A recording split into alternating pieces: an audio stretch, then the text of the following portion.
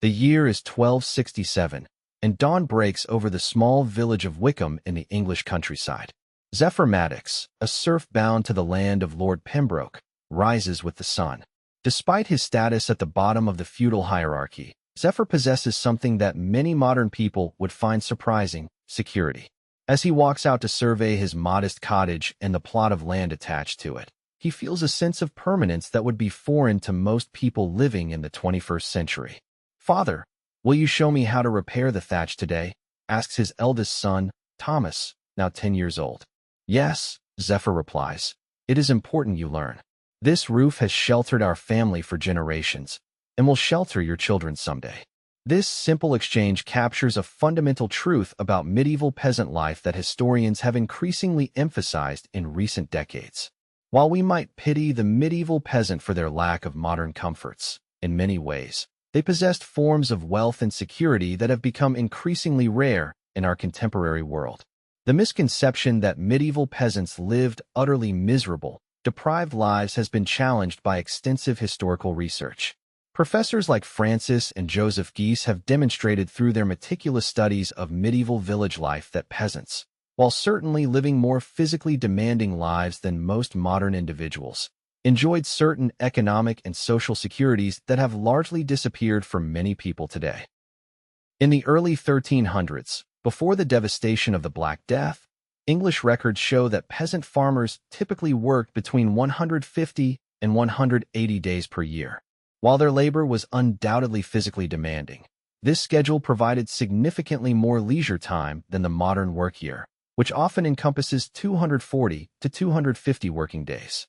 Medieval holidays, literally holy days, were abundant, with approximately 115 days each year devoted to rest and religious observation. Zephyr's daily reality included hard physical labor, but also an economic relationship with land that is profoundly different from modern employment. As a serf, he owed service to Lord Pembroke, typically 3 days of labor each week on the Lord's domain or personal lands. However, the remaining days were his to work his own allocated strips in the common fields, tend to his garden plot, and manage his small livestock, activities that directly fed his family. "The barley is coming in well this season," remarks Catherine Smith, Zephyr's neighbor, as they work adjacent strips in the common field. "My husband says we will have enough for brewing after the harvest, and the Lord's share is paid." "Indeed," Zephyr responds, wiping sweat from his brow. "The spring rains were kind to us. We might even have surplus to trade for iron at the Michaelmas fair." This conversation highlights another aspect of medieval economic life that differs markedly from modern experience. While Zephyr and Catherine certainly did not own their land in the modern legal sense, they possessed secure tenure rights that were protected by both custom and law. A lord could not arbitrarily evict peasants from their holdings. These rights were inheritable, passing from one generation to the next, creating a stability of residence that many modern renters can only dream of. The manorial records from the 13th and 14th centuries reveal that most peasant families remained on the same plots of land for multiple generations. These records, meticulously kept by monastic and noble estates, show that land tenure was remarkably stable, with families often occupying the same holdings for centuries. In contrast, the average American today moves 11.7 times in their lifetime, according to U.S. Census data. Equally significant was the commons system that characterized medieval agricultural life. In addition to their individual holdings, peasants had access to common lands, meadows, forests, streams, and wasteland that provided essential resources. The right to graze livestock on common pasture, collect firewood from forests, fish from streams, and gather wild foods represented a form of shared wealth that supported the entire community. "Look there," Zephyr says to Thomas as they walk through the forest at the edge of the village. "Those mushrooms are good for eating. And see the hazelnuts beginning to form? Come autumn, we will gather baskets full." The forest provided far more than just supplementary food. It was a source of building materials, fuel for heating and cooking, medicinal herbs, and fodder for livestock. Historical records show that up to 1/3 of a medieval peasant's sustenance came from these common resources. The legal concept of usufruct rights, the right to use and derive profit from property belonging to another, ensured that even the poorest villagers had access to these life-sustaining resources. The destruction of these commons through the enclosure movements that began in earnest in the 16th century and accelerated through the 18th and 19th centuries represented one of the most significant transfers of wealth in human history. In England alone, between 1604 and 1914, over 5,200 individual enclosure acts were passed by Parliament, privatizing approximately 6.8 million acres of previously common land. This process effectively stripped peasants of resources they had relied upon for centuries, pushing many into wage labor and urban poverty. In 1549, this process had already begun to generate significant resistance.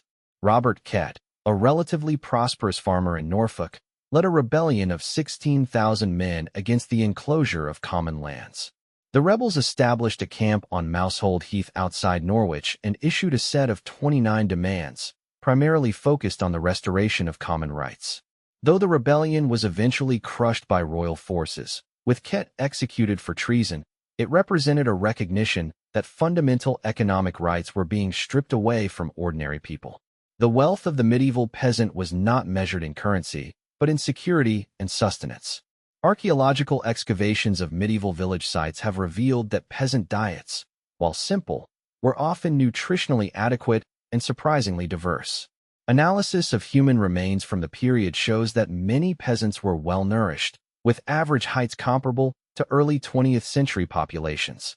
The Domesday Book, commissioned by William the Conqueror in 1086, records that the average peasant holding included a house, garden, and between 10 to 30 acres of land in the common fields, sufficient to support a family with some surplus for trade or emergencies. My grandfather told me, Zephyr explains to his children during the evening meal of bread, pottage, and ale, that in the time before the Great Plague, our family held these same lands. When I am gone, they will be yours, Thomas, and you must care for your brothers and sisters from its bounty. This intergenerational transmission of secure land rights contrasts sharply with the situation facing many modern workers, who own little productive capital and rely entirely on wages for their subsistence. According to Federal Reserve data from 2019, the bottom 50% of American households own just 1.9% of the nation's wealth, with many owning no productive assets whatsoever. Housing represents another stark contrast between medieval and modern economic realities. In medieval England, peasant cottages were typically constructed by the community using local materials at minimal cost. Once built, they became effectively permanent family assets. Modern archaeological evidence suggests that many peasant houses remained in continuous occupation for centuries, with repairs and expansions added over generations. The roof beam needs replacing, Catherine tells Zephyr as they discuss village matters after the Sunday Mass. My husband has found a good oak in the forest that the steward has granted us permission to use. This system stands in sharp contrast to modern housing, where many people spend 30 to 50% of their income on rent or mortgage payments that can stretch for decades.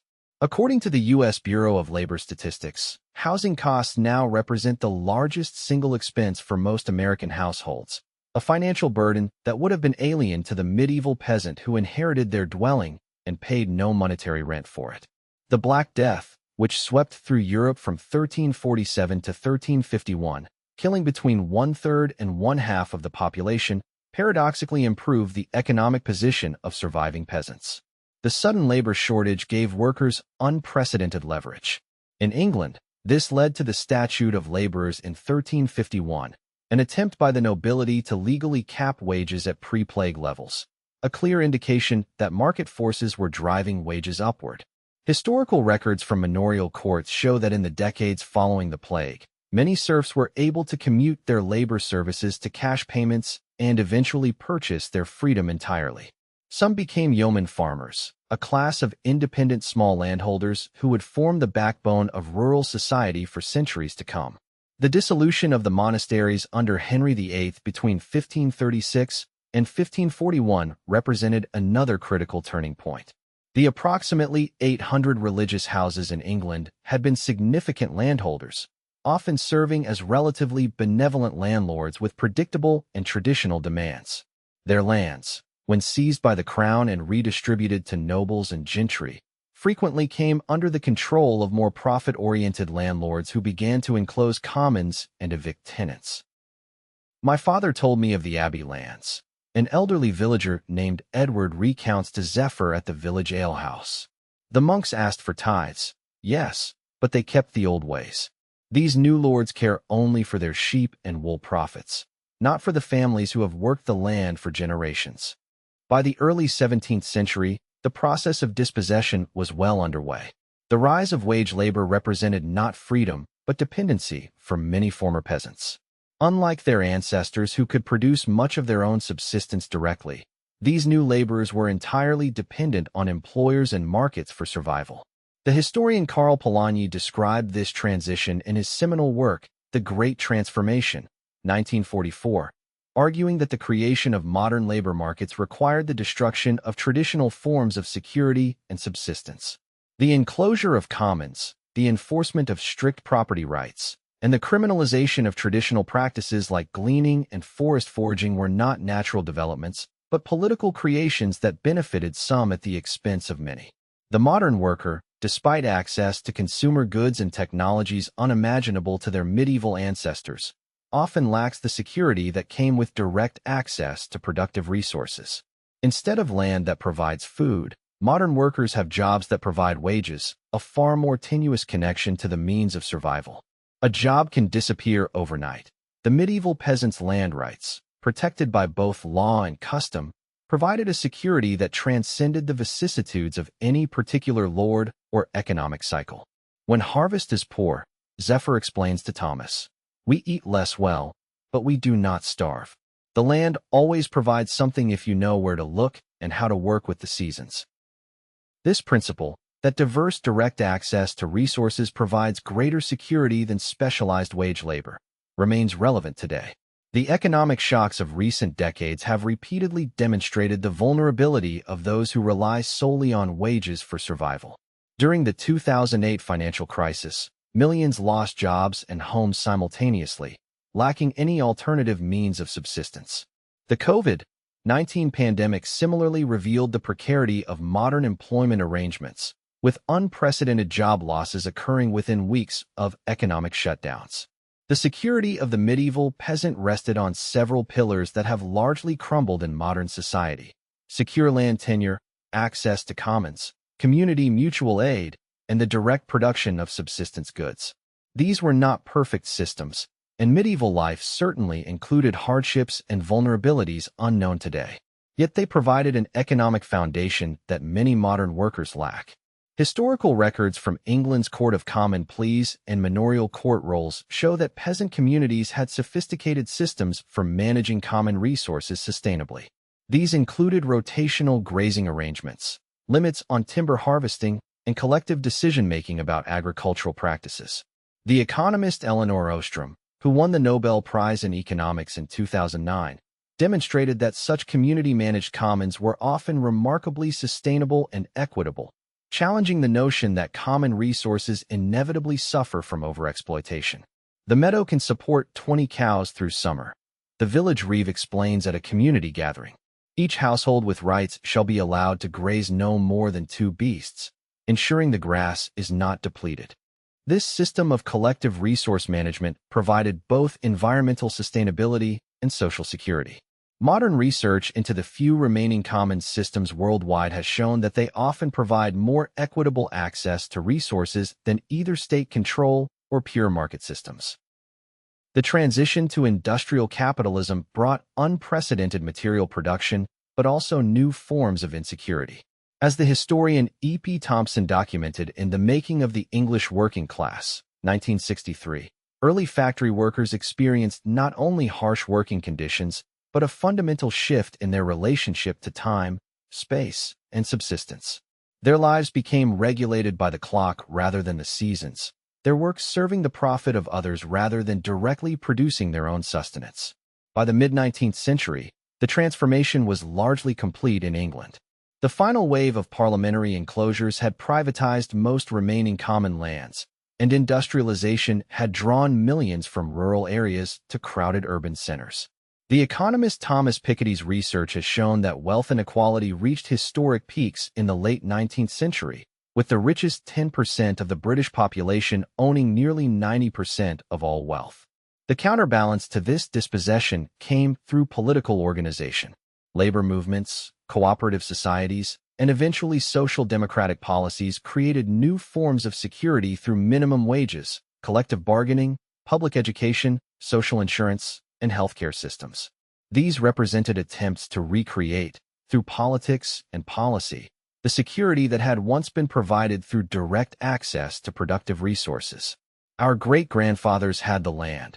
A union organizer might have told workers in a 19th century factory, "We must have fair wages and decent conditions, for we have nothing else to sustain us now."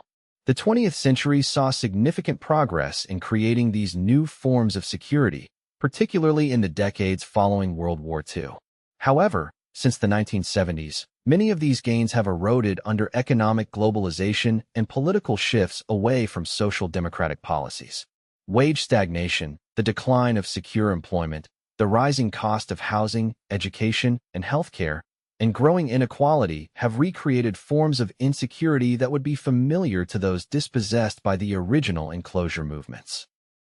Today, according to data from the World Inequality Database, the richest 10% of people globally own approximately 76% of all wealth, while the bottom 50% own less than 2%. In the United States, the Federal Reserve reports that the median American household has just $11,700 in savings, with many having negative net worth due to student loans and other debts. Approximately 78% of American workers live paycheck to paycheck, according to various surveys, meaning they have little or no buffer against economic shocks. What does this history suggest for our present and future? First, it challenges the narrative of uninterrupted progress that often characterizes discussions of economic history. While technological and material advancement is undeniable, the transition from peasant to proletarian involved significant losses as well as gains. The security provided by common resources and land rights was not automatically replaced by new forms of security in industrial society. Second, it suggests that ownership of or secure access to productive resources provides a form of independence and security that wage labor alone cannot match. The medieval peasant, for all the challenges of their life, was not entirely dependent on any single employer or market for survival.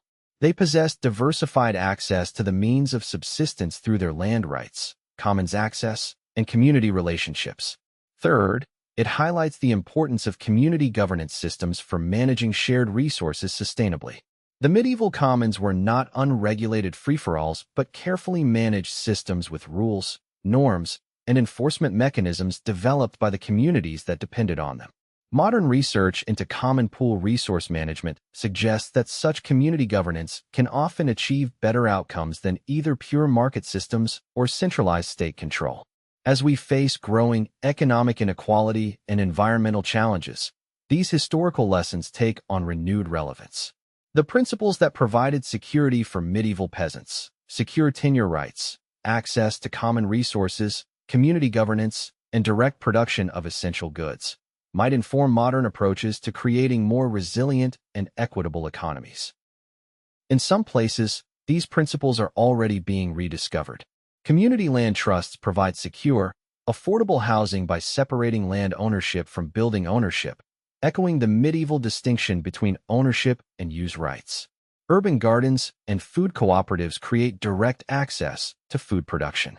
Open-source software and digital commons create non-market spaces for collaboration and innovation. Worker cooperatives attempt to merge ownership and labor, giving workers direct stakes in productive enterprises. These initiatives remain marginal in most modern economies, but they suggest possible paths toward recreating forms of security that have been lost in the transition to market dependence. They represent not a return to medieval conditions, but an adaptation of medieval principles to contemporary contexts. Zephyr Maddox, tending his strips in the common fields of 13th century England, would not envy our technologies or consumer goods. But he might be puzzled by a system where many work their entire lives without ever securing stable access to the most basic necessities of life: food, shelter, and community. He might wonder how a society so materially rich could leave so many in a state of perpetual economic insecurity. The answer lies not in some inevitable march of progress, but in specific historical processes that transferred certain forms of wealth and security from the many to the few. Understanding this history is the first step toward imagining and creating economic arrangements that combine modern technological capabilities with the security and sustainability that were, in different ways, embedded in earlier economic systems. As evening falls over the village of Wickham, Zephyr sits with his family around their hearth. Tomorrow will bring more labor, but also the security of knowing that this home, this land, and this community will sustain them through the seasons and years ahead. It is a security that many in our wealthy but unequal modern world might justifiably envy.